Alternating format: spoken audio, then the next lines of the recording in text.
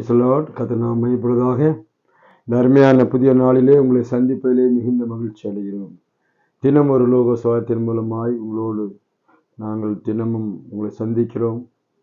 அதற்காக கர்த்தருக்கு ஸ்தோத்திரம் செலுத்துகிறேன். இந்த நாளில் உங்களுக்கு ஒரு வசனத்தை வாசித்துட்டு ஜெபம் பண்ண விரும்புகிறேன். மத்தேயு சுவிசேஷம் 11ஆம் அதிகாரம் 28ஆம் வசனம். மத்தேயு 11:28. வருத்தப்பட்டு பாரம் சுமக்கிறவர்களே, நீங்கள் எல்லாரும் என்னிடத்தில் வாருங்கள், நான் உங்களுக்கு இளைப்பாறுதல் தருவேன். வருத்தப்பட்டு பாரம் சுமக்கிற எல்லாம் என்னிடத்தில் வாருங்கள், நான் உங்களுக்கு இளைப்பாறுதல் தருவேன். பாருங்க, எல்லாரும் என்னிடத்தில் வாருங்கள் என்று சொல்லி இது ஆண்டவர் ஜனங்களை பார்த்து கூறுகிற ஒரு காரியம். வருத்தப்பட்டு பாவ பாரங்கள் சுமந்து பலவிதமான பாரங்களிலே சுமந்து இருக்கிறோம், சுமந்து கொண்டே தெரிகிறோம். பாவ பாரம் பாருங்க, பாவத்தை சுமந்து தீர்க்கணும். பாவத்தை சுமந்து தீர்க்கணும், அவனுக்கு பாவி என்று பெயர். பாவத்தை சுமந்து கொண்டிருக்கிறோம். தூக்க முடியாத பாரங்களை சுமந்து கொண்டிருக்கிறோம். அந்த நாட்களிலே, இயேசு இருந்த நாட்களிலே அப்படித்தான் ஜனங்கள் இருந்தார்கள். என்ன செய்வதென்று தெரியாதபடிக்கு பலவிதமான உலக பிரகாரமான பல பாரங்களினாலே அவர்கள் அலக்களிக்கப்பட்டிருந்தார்கள். அவர்கள் பலவிதமான பாரத்தினாலே நிறைந்தவர்களாய், நிம்மதி இல்லாதவர்களாய், சந்தோஷம் இல்லாதவர்களாய் அப்படியே சுற்றி கொண்டிருந்தார்கள். இயேசு வரும்போதெல்லாம் இயேசுவை பின்பற்றி வந்து கொண்டிருந்தார்கள். இயேசு பாருங்க, மனுஷன் முகத்தை பார்க்கிறான். இயேசு அப்படி இல்லை, இருதயங்களை ஆராய்ந்து பார்க்கிறது. அதனாலதான் பாரத்தோடு பாருங்க, உலகத்தில் இருக்கிற மக்கள் எல்லாருக்கும் ஒவ்வொரு விதமான பாரங்கள் இருக்கிறது. அந்த பாரத்தை சுமந்து கொண்டு வந்து கொண்டே இருக்கிறார்கள். இயேசுவை அவர்கள் பார்க்க வரும்போது கூட அப்படித்தான். அதனால ஆண்டு சொல்லுறாரு, வருத்தப்பட்டு நீங்க பாரம் சுமக்கிறீங்க, நீங்க எல்லாரும் நிலத்தில் வாருங்கள், நான் உங்களுக்கு இளைப்பாறுதல் தருவேன். இந்த பாரத்திலிருந்து, உலக பாரத்திலிருந்து, பிரச்சனைங்கிற பாரத்திலிருந்து, கடன்ங்கிற பாரத்திலிருந்து, பிரச்சனை கண்ணீருங்கிற பாரத்திலிருந்து, வேதனைங்கிற நான் உங்களுக்கு இளைப்பாறுதல் தருவேன் என்று சொல்லி தைரியமாய் சொல்லக்கூடிய ஒரு தேவன் உண்டானால் அவர் இயேசு கிறிஸ்து மாட்டார். அதனால அவர் அப்படி அழிச்சு சொல்றாரு, நீங்க என்னிடத்தில் வாருங்கள், நான் உங்களுக்கு இளைப்பாறுதல் தருவேன், உங்க பாரங்களை லகுவாக்குவேன். அதுக்கு அடுத்த வசனம் வாசிக்கும் போது என்னது, நான் சாந்தமும் மனத்தாழ்வுமா இருக்கேன், என் நுகத்தை உங்களை ஏற்றுக்கொண்டு என்னிடத்தில் கற்றுக்கொள்ளுங்கள், அப்பொழுது உங்கள் ஆத்துமா இளைப்பாறுதல் கிடைக்கும். என் நுகம் மெதுவாயும் என் சுமை லகுவாயும். கர்த்தரை பின்பற்றுவது அது லகுவாயிருக்குமா, சுமை ரொம்ப மெதுவாயிருக்குமா, ஈஸியா இருக்கும். அவரை இயேசுவை பின்பற்றுவது அது லகுவான ஒரு காரியம் என்று சொல்லப்பட்டிருக்கிறது. ஆனபடினாலே இந்த அருமையான கால வேளையிலே கர்த்தர் உங்களோடு சொல்லுகிற ஒரு காரியம், அன்றைக்கு பிரசங்கம் அதே இயேசு, அன்றைக்கு வல்லமையோடு இருந்த அதே இயேசு தான் இன்றைக்கும் அவருடைய அற்புதங்கள் ஒன்றும் குறைந்து போகவில்லை, அவருடைய வல்லமைகள் எதுவுமே குறைந்து போகவில்லை. அவர் இன்றைக்கு வார்த்தைகள் வேலை செய்கிறது, ஒரு நாளும் மாறாத அவருடைய வார்த்தை இன்றைக்கு கிரியை செய்கிறது.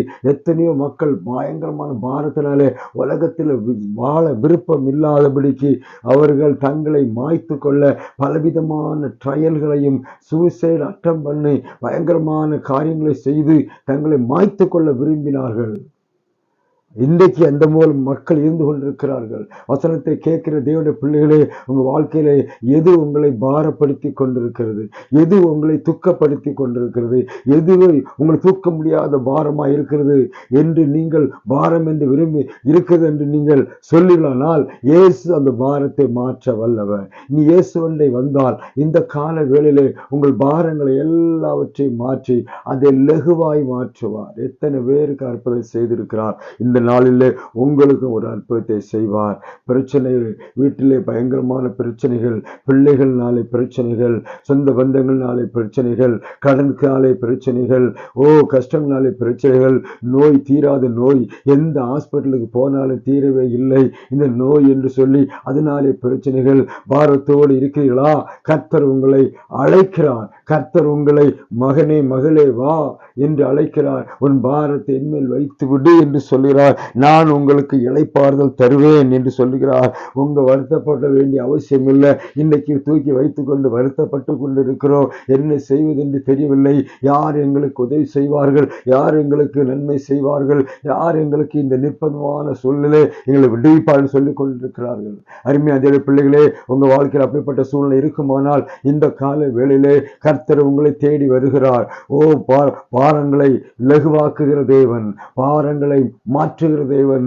உங்க பாவத்தை மன்னிப்பாரனால், இயேசு உங்களை பாவத்தை மன்னிக்க வல்லமைப்படுத்துகிறார். அவர் மன்னித்துட்டா உங்க பாரங்கள் எல்லாம் அப்படியே குறைந்து விடும், லகுவாய் மாறிவிடும். சோதரர், எத்தனையோ ஜனங்களை நாங்கள் பார்த்திருக்கிறோம்.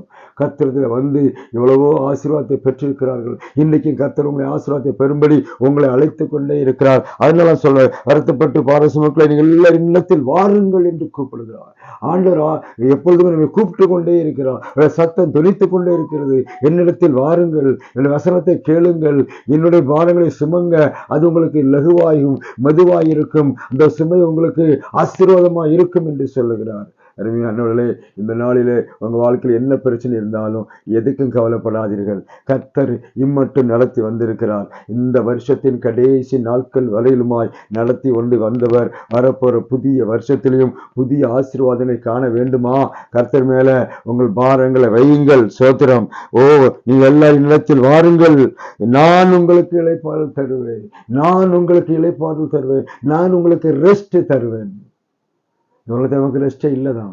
ஆனா கர்த்தருடைய வசனம் சொல்லுது, கர்த்தர்ட்ட போனவர்கள் எல்லாரையும் கர்த்தர் ஆசீர்வதித்து அவர்களுடைய பாரங்களை எடுத்து விட்டு லகுவாய் மாற்றினார்.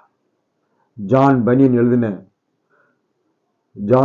எழுதின ஒரு மோட்ச பிரயாண பில்கிரிம் ப்ரோக்ரஸ் என்கிற ஒரு புஸ்தகத்துல கிறிஸ்டியான் என்கிற ஒரு மனுஷன் அங்க சொல்லப்பட்டிருக்கோம். இந்த கிறிஸ்டியான் பயங்கர பாரம் சுமந்தவனாய் வந்து கொண்டிருப்பான். அதில் சொல்லப்பட்ட பனியன், அந்த புக்கை படித்து பார்த்து தெரியும். பைபிளுக்கு, உலகத்தில் பைபிளுக்கு அடுத்த புஸ்தகம் இந்த மோட்ச பிரயாணம் என்கிறதான பில்கிரிம் ப்ரோக்ரஸ் என்கிறதான புஸ்தகம் ஜான் பனியன் எழுதுறது. அதில் அவர் சொல்லும்போது சொல்றாரு, அவன் சிலுவை நடந்து போய் சிலுவை அண்டை வரும்போது அவனுடைய பாரங்கள் அவனை விட்டு ஆட்டோமேட்டிக்கலாக உருண்டு ஓடிடும், ஃப்ரீயா மாறிடுவான். அதை பத்தி அங்க சொல்லப்பட்டிருக்குது. இன்றைக்கு நம்முடைய பாரம் எங்க போகும் தெரியுமா? இயேசுவண்டை வரும்போது, சிலுவையின் பக்கத்தில் நீங்கள் வரும்பொழுது உங்க பாரம் எல்லாம் உங்களை விட்டு ஓடி போயிடும். அந்த அதிசயத்தை பார்க்க வேணும் விரும்புறீங்களா? இயேசுவண்டை வாருங்கள்.